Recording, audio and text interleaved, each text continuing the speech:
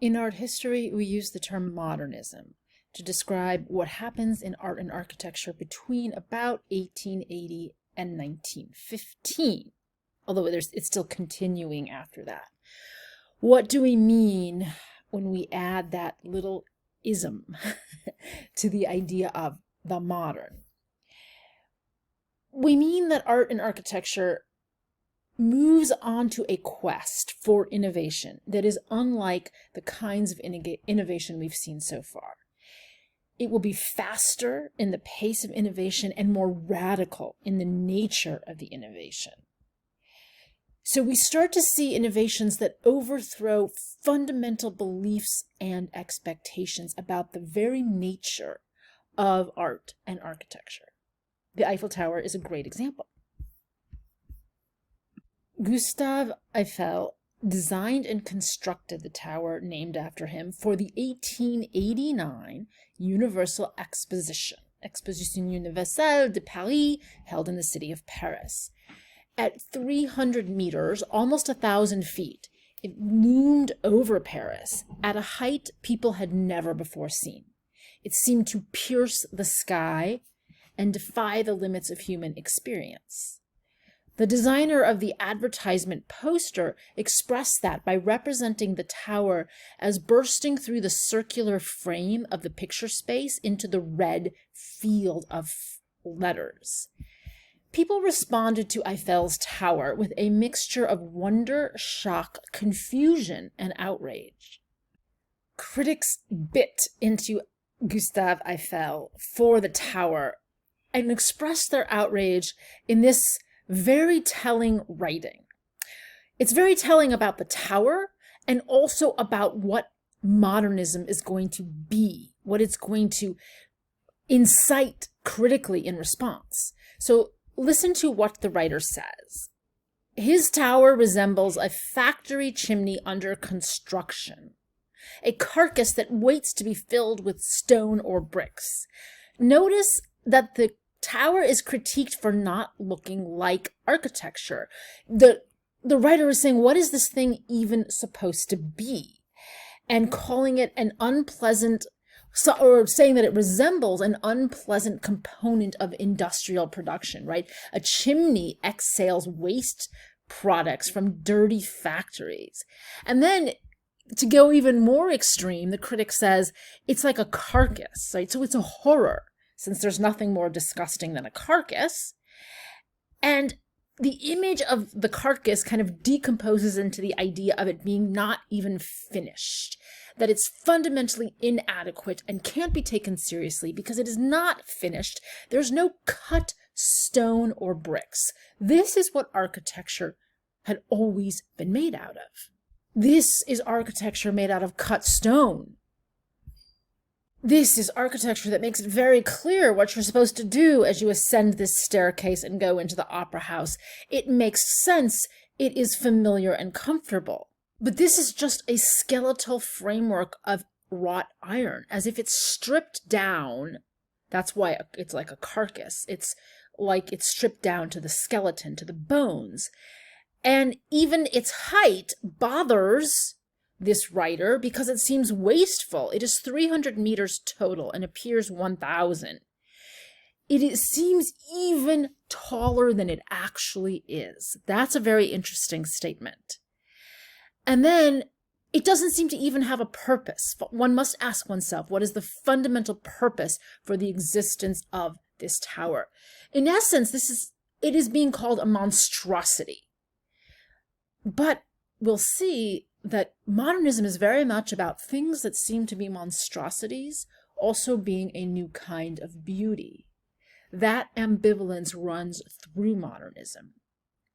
So the Eiffel Tower is related to the idea of modernity as progress, as technological progress, creating entirely new ways of building, of making, of seeing. But we're at a point here with the Eiffel Tower where we're hearing people say that progress seems to be going so far, so fast that it's disturbing, it's alienating, it's incomprehensible. And in particular, its scale dwarfs the human body. It's superhuman because remember, it's 300 meters total, but it appears 1,000. As if we're getting a world that doesn't even just seem to be made for humans according to their needs. So the materials, iron, are industrial. This is part of an industrial aesthetic and a new industrial landscape. The shape is like a radio tower or a lightning rod. It has this bird-like ascent, yet it is mechanical. It's inorganic. So I want you to see the Eiffel Tower as showing us that the 20th century is on its way, where we are going to see aircraft, space travel, kinds of technological leaps that seem to almost leave ordinary human experience behind. This will be fantastically exciting, but it will also be hugely disastrous because it will also mean technologically abetted mass warfare.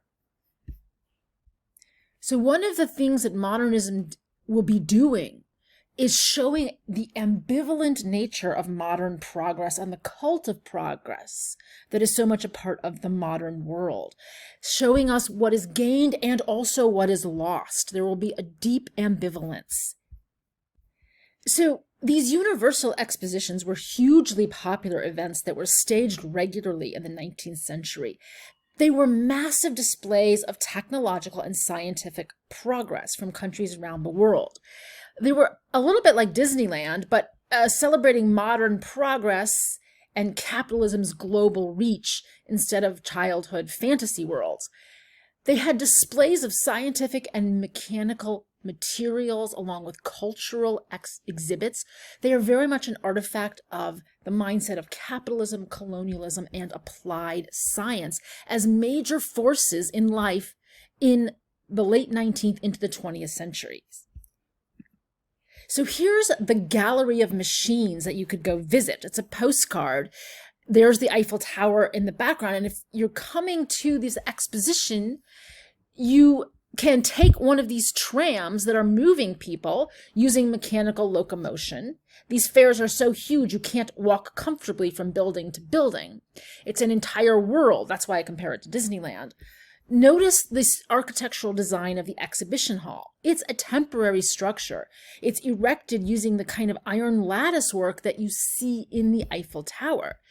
And as the gallery of machines, if you go inside, you see that the machines in this massive display are themselves, of course, made of metal segments in functional geometric structures. So in other words, the building resembles machines, as does the Eiffel Tower.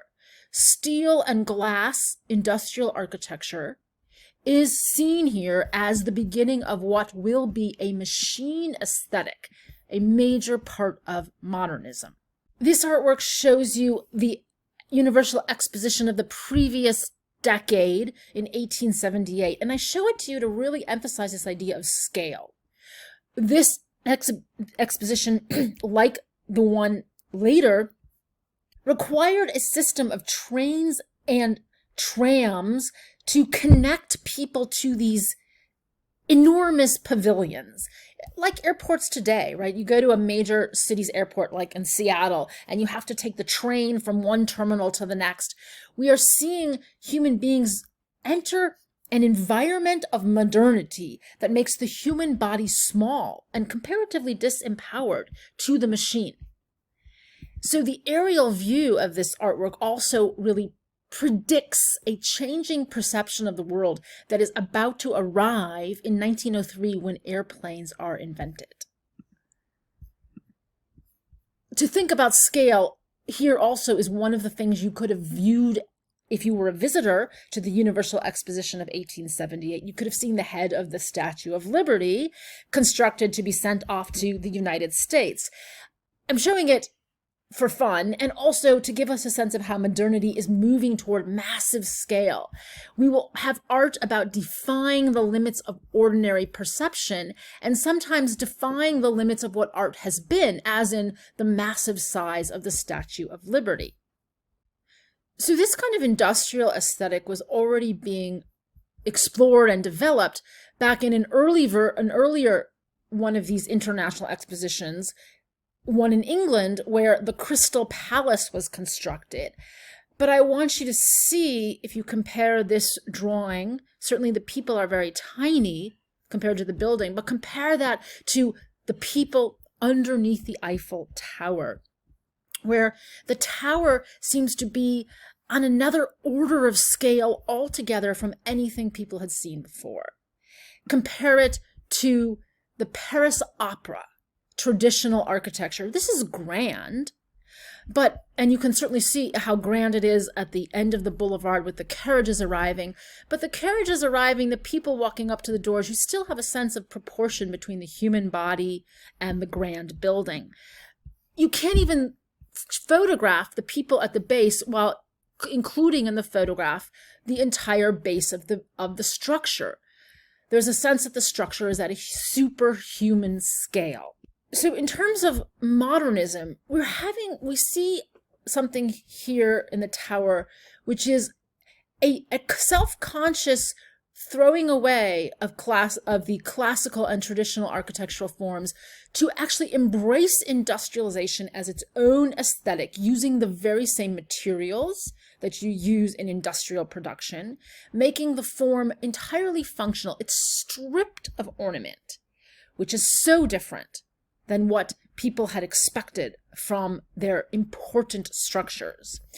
And I want to really emphasize this soaring height and superhuman scale, because we're going to be talking about a sense that human perception is being challenged, that people's understanding of how they perceive the world and the environment they're in is shifting from kind of what we can take in with our eyes directly, with our bodies directly. Now, there will certainly be design movements that kind of try to bridge this new industrial aesthetic with kind of the decorative beauty and pleasure that is more traditional, as in Art Nouveau, which is wanting to give flowing forms of nature a modern industrial element through the materials. It's a kind of merging of the old and the new. But we will also see, with the beginnings of skyscrapers, a pursuit of unprecedented height. This may not seem that tall to us, but at the time it was shockingly tall, and it's also a kind of simple, relatively unornamented structure that follows a grid logical system, rather than a system about beauty and the human experience of space. It's really the beginning of what would be called form follows function, the function of the building as a system of squares, a system of forces balanced through its structural elements. This is going to be tied to the system of mass production. In a sense, this is our first view of efficiency and the stripped down logic of the simple structure as an expression of efficiency.